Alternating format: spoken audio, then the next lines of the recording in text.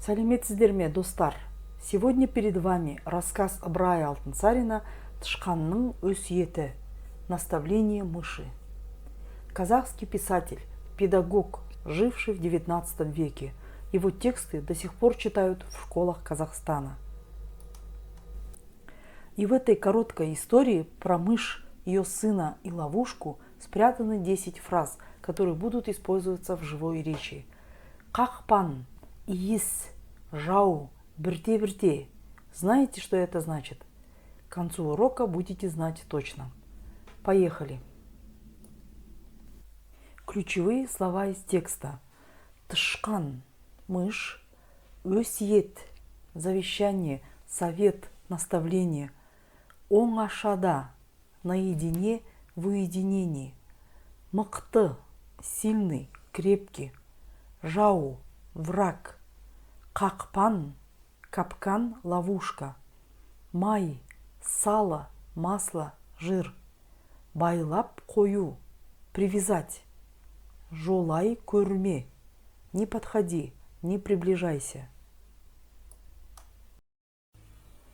Сығалап қарау – смотреть в щелку, украдкой. Қалыбынша – точь в точь, как описывал. Қызықсын – соблазнить, заинтересовать. Қулық – хитрость, уловка. Одраңдап – жүгіру, бегать туда-сюда. Иіс – запах. Иіскеу – нюхать.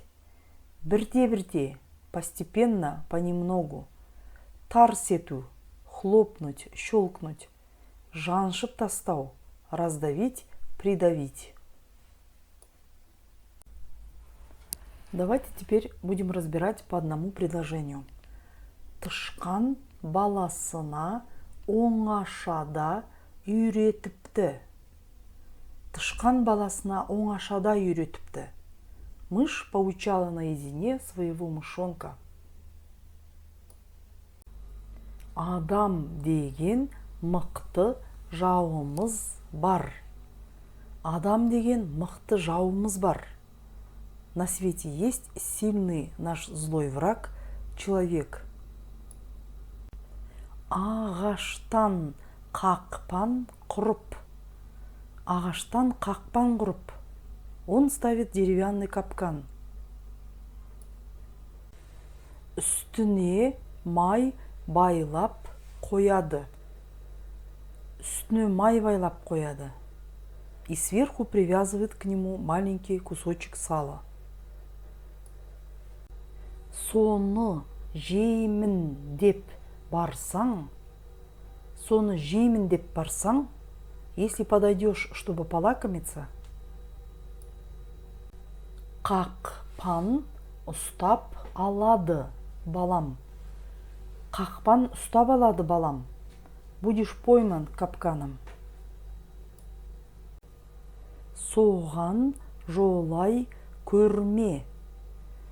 Соған жолай көрме. Не подходи к нему.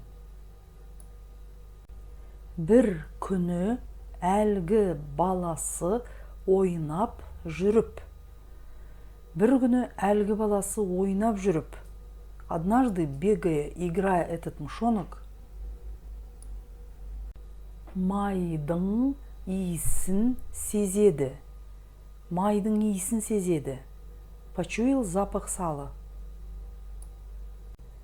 Қасына жоламай, алыстан сығалап қана қарады. Қасына жоламай, алыстан сығалап қана қарады. Не приближаясь, издали стал смотреть в щелку. Шешесінің айтқанындай. Шешесінің айтқанындай. Точь в точь, как говорила ему мать. Қақпан үстінде майымен тұр екен. Қақпан үстінде майымен тұр екен. Капкан, а сверху кусочек сала. Ойлады, қарашы адамның ақылсыздығын. Ойлады, қараш адамның ақылсыздығын. Он подумал, Смотрите, какие люди дураки. Ағаштан қақпан ғана істеп. Ағаштан қақпан ғана істеп. Сделали из дерева капкан. Үстіне май байлап қойды. Үстіне май байлап қойды. Сверху на него положили сало. Бізді қызықсын деп қойған. Бізді қызықсын деп қойған. Поставили, чтобы нас заинтересовать. Біз сол қулыққа бола қоямыз ба? Біз сол қулыққа бола қоямыз ба? Мы не поддадимся на эту хитрость. Олай бұлай одыраңдап жүгіріп жүрді де айтты. Олай бұлай одыраңдап жүгіріп жүрді де айтты. Затем, бегая вокруг приманки, мышонок сказал: сөйтсе де айхай майы құрғырдың иісінің жақсысын-ай. Сөйтсе де айхай майы құрғырдың иісінің жақсысын-ай. Ах, все-таки, как хорошо пахнет это негодное сало.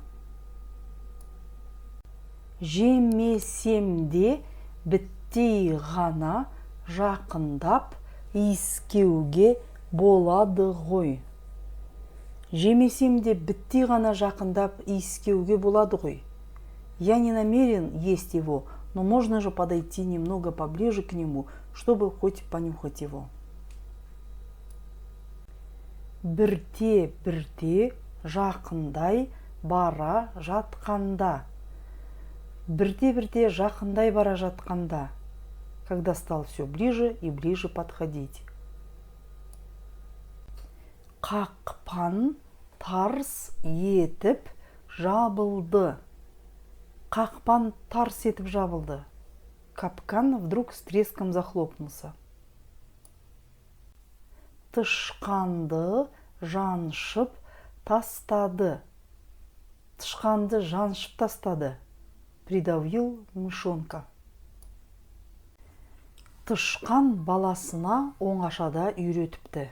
Адам деген мықты жауымыз бар. Ағаштан қақпан құрып, үстіне ғана май байлап қояды. Соны жеймін деп барсаң, қақпан ұстап алады балам. Соған жолай көрме деп. Мышь поучала наедине своего маленького мышонка, говоря, что на свете есть сильный злой человек. Он ставит деревянный капкан и сверху привязывает к нему маленький кусочек сала. Если подойдешь, чтобы полакомиться, будешь пойман капканом. Бір күні әлгі баласы ойнап жүріп, майдың иісі шыққан соң, не қылып қойған екен деп, қасына жоламай, алыстан сығалап қана қараса, шешесінің айтқанындай қақпан үстінде майымен тұр екен. Однажды, бегая и играя, этот мышонок почуял запах сала и, желая узнать, как могли положить здесь поблизости сало, издали стал смотреть в щелку и видит: лежит капкан, а сверху кусочек сала, точь-в-точь, как говорила ему мать.